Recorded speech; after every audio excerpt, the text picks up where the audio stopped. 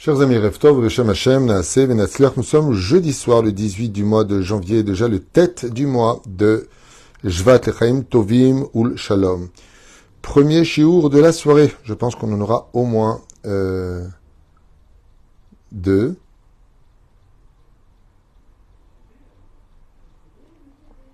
Alors, pour ce premier shiur,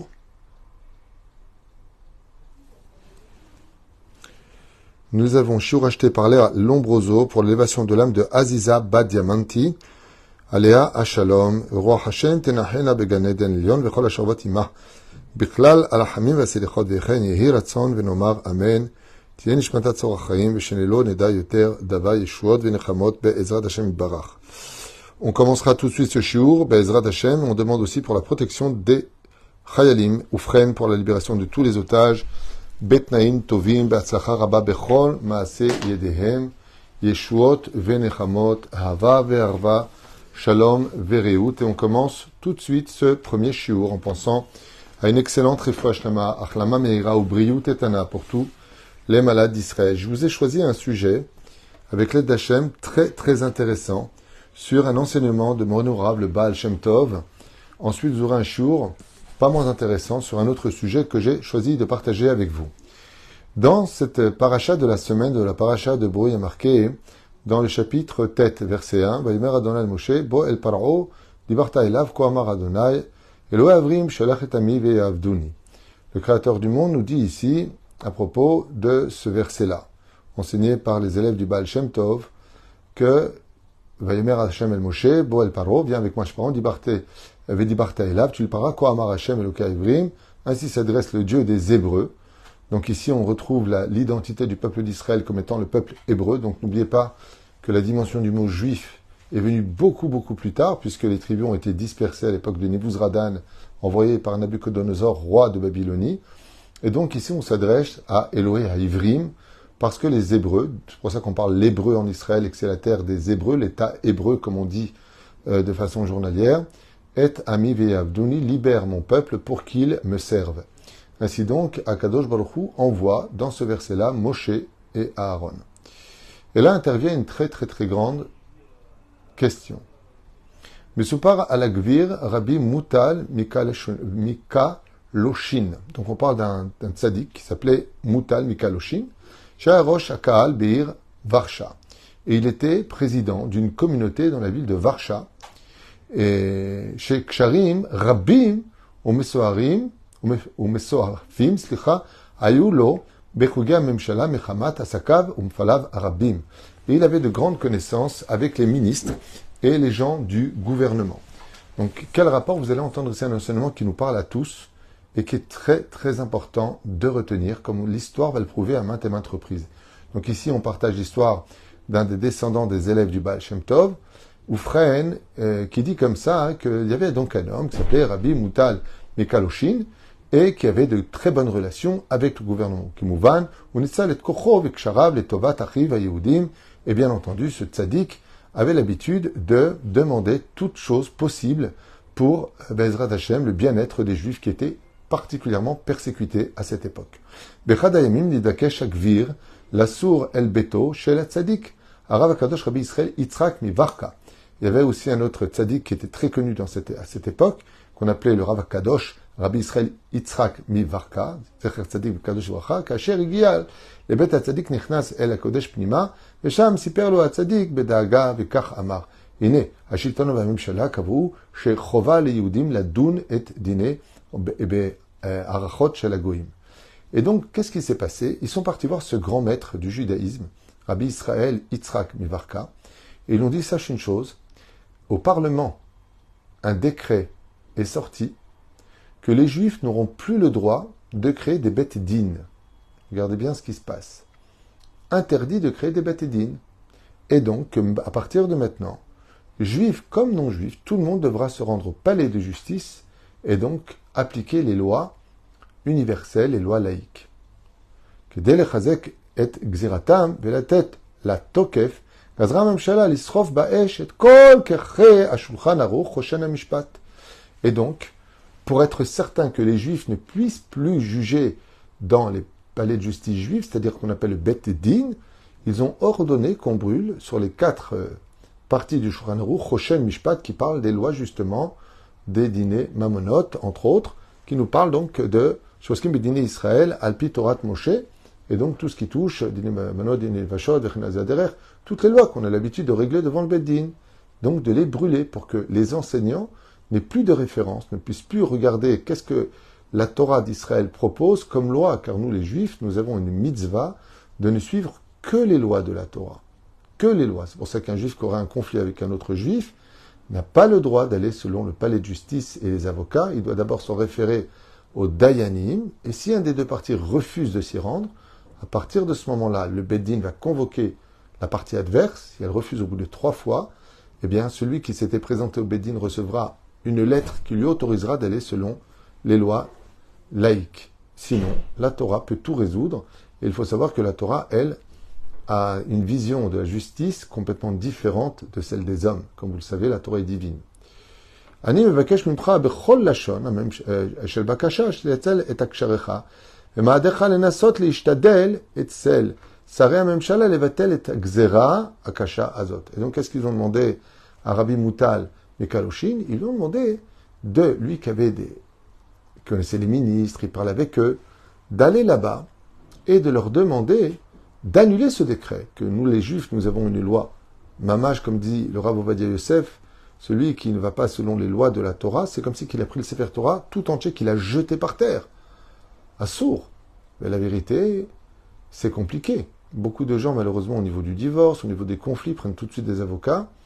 Ce qui est assour. Il faut d'abord voir qu'est-ce que dit la halakha. Il y a même des gens qui veulent hériter d'une chose, selon la halakha, ils n'ont pas le droit à cet héritage, selon la halakha. Mais selon les lois laïques, ça leur revient de droit. Et ainsi donc, ils s'octroient par les lois laïques un droit de quelque chose qui leur est strictement interdit, considéré comme du vol selon la loi juive.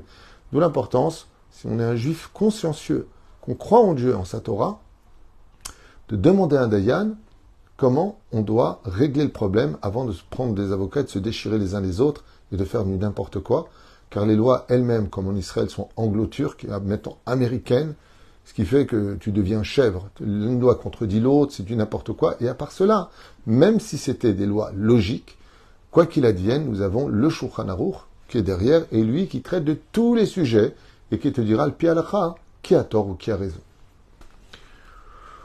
Ibit Agvir fait Batzadik. Et donc, ce personnage, qui était important, a regardé le tzaddik qui lui a dit, Menasseh, l'akeb, l'archov, et tzahada, benyanze. Il a dit, c'est un peu compliqué là ce que tu me demandes, d'aller voir le conseil et le parlement, et d'aller leur parler.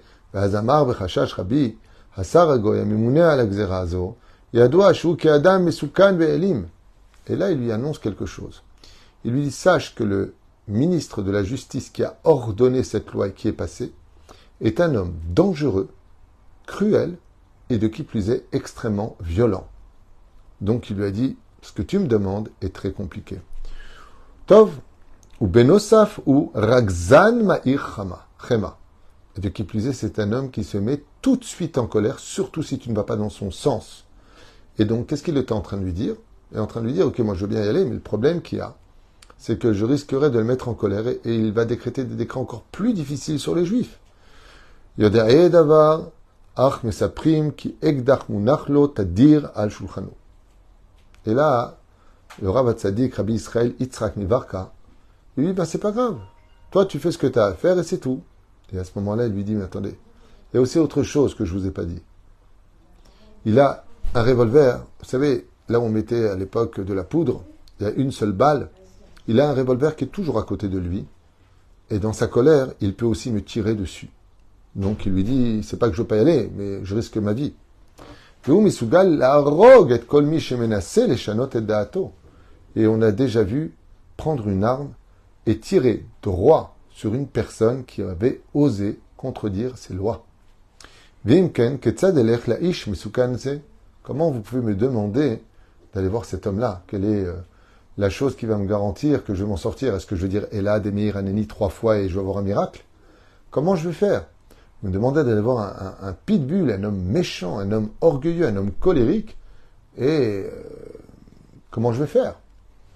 Il a répondu, Leshmat Vara, Veshiv lo Hatzadik, Il lui a répondu à ce moment-là, Rabbi Israël, Yitzhak Mivarka, Zecher Sadik, Kadosh Ibracha. הנה מצאנו שכאשר שלח הקדוש ברוך הוא את משה רבנו אל פרעה, אמר לו השם בוא אל פרעה.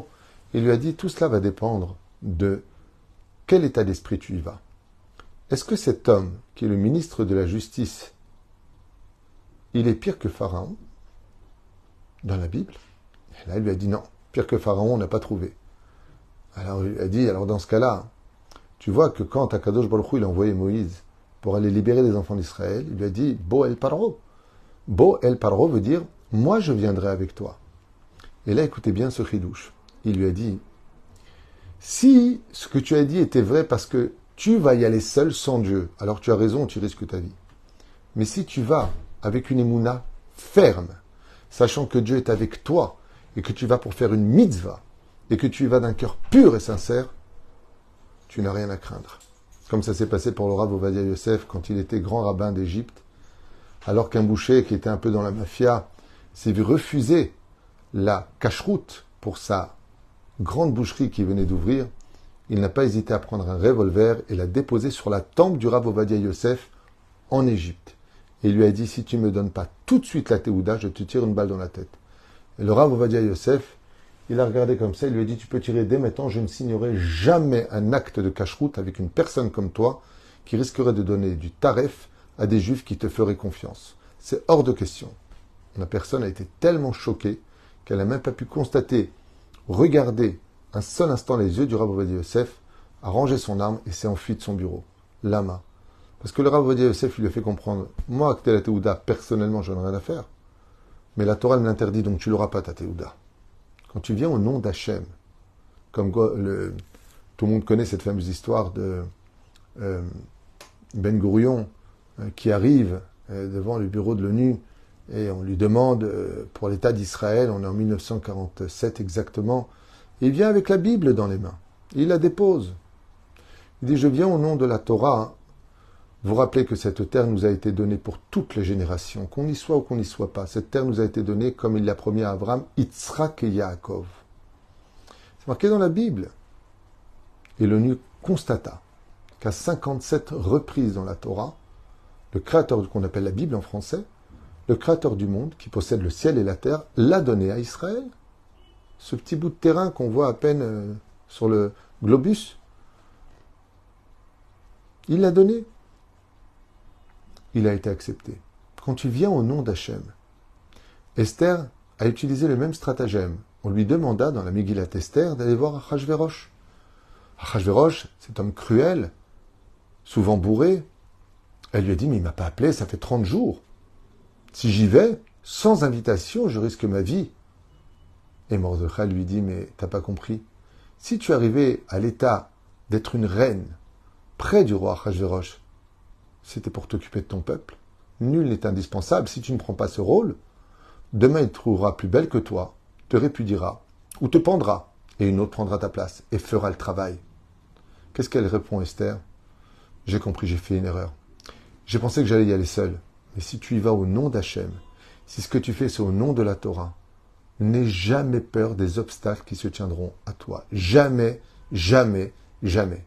Chez Neymar, va Yomer Adonai el Moshe, bon el Paro, d'aller chez Pharaon, faut être fou. Je suis avec toi. Yosef Hatzadik sort de prison. Tais-toi, ça fait 12 ans que tu y es. Tu sors avec une Magen David sur toi, tu arrives devant Pharaon. T'es qui? Mon nom est personne, je suis touriste, on s'est trompé, on m'a accusé de choses que j'avais pas faites. Qu'est-ce que dit Yosef Hatzadik? Je suis juif, je viens du pays des Hébreux. Ganov gunavti me eretza ivrim, il y a marqué. Volé, j'ai été volé de la terre des Hébreux. Il lui dit, bon, déjà un esclave, en plus un Hébreu, on l'aura tout vu ici. Ok. Alors, j'ai fait un rêve. Il dit, non, t'as pas fait un rêve. Le créateur du monde, pas toi, le mytho, il lui dit à Pharaon. Il sort de prison. Il parle au Pharaon qui assassinait 150 bébés le soir, selon Midrash, 150 bébés la nuit, parce qu'il se plongeait dans le sang, parce qu'il aurait la lèpre, selon la légende qu'on raconte, les Midrashim. Vous vous rendez compte? Mais tais-toi, dis rien. Fais-toi petit. Non, pas du tout. Yosef Hatzadik qui vit avec Dieu, Be'ezrat Hashem, Imirtza Hashem, avec l'aide d'Hachem. Il n'y a que Dieu dans la vie. Ouh, il arrive devant Pharaon. Pharaon, il disait, moi je suis Dieu. Il disait à tout le monde, il s'empêchait d'aller aux toilettes, jusqu'à aller dans le Nil, à l'intérieur, et là-bas il faisait ses besoins. Et donc, je disais, waouh, c'est un Dieu, il fait même pas ses besoins. Si, il les faisait, mais en secret. Et là vient Yosef Hatzadik, il lui dit, au fait, Dieu, il a un message à te donner, le bouffon, là, en face. Qu'est-ce qu'il fait Pharaon? Il lui donne le sceau, il lui donne le sceptre, et il dit, tout le monde maintenant l'écoutera. Personne ne contredira les ordres de Yosef Hatzadik. Mais comment t'as fait ça, Yosef? Bo, elle, quand tu es avec Dieu, partout où tu vas, il n'y a pas. Tu ne peux pas rater ton histoire. Lo amar lo lech, lo Hashem, lech el Paro, il lui a pas dit, va chez Pharaon. Et là, Bo, viens avec moi. Il lui a pas dit, va, viens avec moi. Le Baal Shem Tov nous apprend que si dans tout ce que tu fais, tu prends un Kadosh Baruch Hu avec toi, dans le travail, dans tes relations familiales, professionnelles, sociales, amicales, il y a toujours Hachem, n'aie peur de personne. Ni des gens méchants, ni des gens pas méchants. Va jusqu'au bout, n'aie peur de personne. Ils te comprendront tôt ou tard parce que Dieu est avec toi.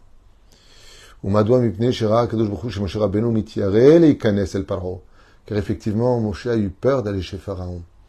Qu'est-ce qui va encore m'arriver? La première fois que j'ai été, c'était un échec. Viens avec moi, viens avec moi, le Paro. Ani, Vatan et l'air. Ensemble, nous irons. Et quand je suis avec toi, Gam Keler Beket, avec Loïrara, il m'a dit, même dans la vallée de la mort, là où, Chazé Shalom, il y a de l'ombre et des démons, n'aie peur de rien quand Dieu est avec toi. Ve'afani Amar Atzadik, Ruhi Minafshi Telave Otra. Et là, Rabbi Israël Yitzhak Mivarka, il lui a dit, toi, tu vas aller voir ce ministre cruel de la justice. Dieu sera avec toi puisque je t'envoie pour sauver la Torah de Moshe, et moi-même, je t'accompagnerai par mes prières. Et effectivement, l'histoire conclut que ce ministre s'est révisé, et quand il a vu le côté déterminé de Rabbi Moutal Mikalushin, qui était venu dans ce gvir, cet homme important de la communauté juive, qui était venu au nom de Dieu lui dire « ce que tu fais, c'est pas bien », il a quand même reçu. Il a reçu ce message, je vais réfléchir, et en fin de compte, il s'est révisé en disant « qu'est-ce que j'en ai à faire des Juifs? J'ai pas envie de me taper le Dieu des Hébreux sur la tête, ça risque de me coûter cher. » J'avais raconté pour Pessah une jolie histoire qui était arrivée à l'époque à Paris, d'un juif tunisien qui avait fait une teshuva assez fulgurante. C'était à l'époque où les portables venaient de sortir en France, et lui venait d'ouvrir une petite boutique, toute modeste, à côté du boulevard Voltaire, dans le 11e arrondissement de Paris. Et une très grosse société qui avait beaucoup réussi, avec des rentrées impressionnantes de sommes astronomiques d'argent, a convoqué toute personne en France qui serait intéressée de les représenter pour leur portable, duquel ils avaient l'exclusivité, pour la France. Et surtout pour l'Île-de-France, donc pour Paris. Bien entendu, se sont précipités là-bas au moins 20 personnes compétentes, avec des diplômes, et chacun était plus ou moins apte à représenter cette belle société dont le nom m'échappe. Et ça se passe quand? Ça se passe juste après Pessah. Ce rendez-vous est très très important. Seulement, ce juif tunisien, qui avait fait une teshuva avec sa femme fulgurante, eh bien, était dans la période du Homer. Et vous savez que pendant le Homer, on ne se rase pas la barbe. Et d'aller mal rasé en Angleterre, c'est pas la peine d'y aller. Et là, lui, il dit à sa femme, mince, moi j'ai mon copain, il y va, voilà, quoi, c'est l'occasion de devenir très riche, de prendre l'exclusivité de toute l'Île-de-France, ces portables, ils sont pas chers, ils sont super. Et donc, il sait pas quoi faire. Et en fin de compte, il va voir le rabbin de la synagogue, et il lui dit, voilà, j'ai un problème, c'est que je dois partir à Londres dimanche, et je peux pas aller comme ça, est-ce que je peux me raser parce que je risque de perdre une très grosse affaire? Et le rabbin lui a dit, il n'y a aucun problème, tu as le droit de te raser bien sûr avec une tondeuse cachère, pour aller, pourquoi? Parce que tu as F7 Méroubé, étant donné qu'il y a beaucoup de pertes dans ce sujet-là, c'est pas que tu veux pas porter le deuil, tu aurais le droit. Sa femme, elle le voit entrer dans la salle de bain et lui dit, qu'est-ce que tu fais? Ben, je vais me raser. Tu sais, tu vas te raser. Oui, je vais me raser. J'ai demandé au Rav, il m'a dit que dans mon cas, comme je pars dimanche là-bas, j'ai le droit de retirer ma barbe. Elle lui a dit, non, pas du tout. Ah non, moi j'ai lu, Moi j'ai lu dans le livre en français, il y a marqué, la tradition, c'est de laisser la barbe jusqu'à l'Agba Omer, le 34e jour pour les Sfaradim, jusqu'au 33e jour pour les Ashkenazim, et nous on est Sfarad. Pas du tout, tu touches pas ta barbe. Il faut avoir confiance en Dieu. C'est Dieu qui donne la parnassa. Lui, maintenant, il dit, d'accord, mais moi j'ai un rave. Il lui dit, écoute, c'est pas compliqué. T'enlèves ta barbe, je retire mon kissouille. Moi aussi, ça me saoule le kissouille. Les cheveux, ça me gratte. C'est pas facile de s'habiller avec. Alors, puisque c'est comme ça, moi aussi, j'arrête. Top, il réfléchit un petit peu, il dit, Chaval, on monte dans la douche, on descend pas, et il part. Il arrive à Londres, il monte au 13e, 14e étage de ce building. Il est dans cette grande société, beau meubles, beau banc, bel accueil, magnifique endroit. Et il voit là-bas des gens qui sont assis avec des mallettes, très bien habillés, rasés, coiffés, comme aiment bien les Anglais. Et lui, il arrive, un beau jeans, bien habillé certes, une petite chemise sympathique, le ventre un peu dehors, mais surtout sa barbe, on dirait Chéri Bibi. Top. Il est le dernier à rentrer sur les 20. Et à ce moment-là, les 3 associés, dont le PDG qui est au centre, commencent à leur parler un anglais un peu tunisien comme ça, on ne comprend pas grand-chose. Et bon, ils se débrouillent, ils leur parlent, voilà, j'ai une petite boutique, mais j'ai de l'ambition, votre produit m'intéresse, je vis à Paris, je suis sérieux. Et les 3 associés comme ça, qui roulent des millions tous les mois avec leur nouveau portable, le regardent très curieux, ils n'ont rien à faire de ce qu'il raconte, et ils sont tous concentrés sur sa barbe. Et à ce moment-là, le PDG principal lui dit, mais vous saviez que vous avez rendez-vous avec nous aujourd'hui? Il lui a dit, ah oui, bien sûr, puisque je suis là. Alors pourquoi vous n'êtes pas allé vous raser? Vous n'avez pas honte de vous présenter devant nous avec une barbe? Il dit, ah, qu'est-ce que vous voulez que j'y fasse? Je suis en deuil. Je dis, ah, vous êtes en deuil? Pardon, toutes mes condoléances. De qui? Il dit, de Rabbi Akiva. Enfin, de ses élèves. Il y avait 24 000 élèves. Surpris, les 3 Anglais disent 24 000 élèves. Il étudie où? Ah, ben il étudie à Jérusalem à l'époque. Hein. Enfin, je ne sais même pas, je crois que c'est dans le nord d'Israël. Ils s'embrouillent. Mais il y a combien de temps? Oh, 1800 ans, 2000 ans. Et là, ils sont stupéfaits, ils le regardent comme ça, et lui disent, attendez. Vous êtes en deuil d'un rabbin à vous que vous n'avez jamais vu, ni d'Adam ni d'Ève, et vous gardez la barbe, vous venez à ce rendez-vous parce que c'est votre tradition, parce que la loi vous le demande, et vous n'avez même pas pensé à vous raser? Il lui a dit, ah non, pas du tout. Ah non, c'est pas possible. C'est notre tradition, nous on est juifs, et c'est comme ça.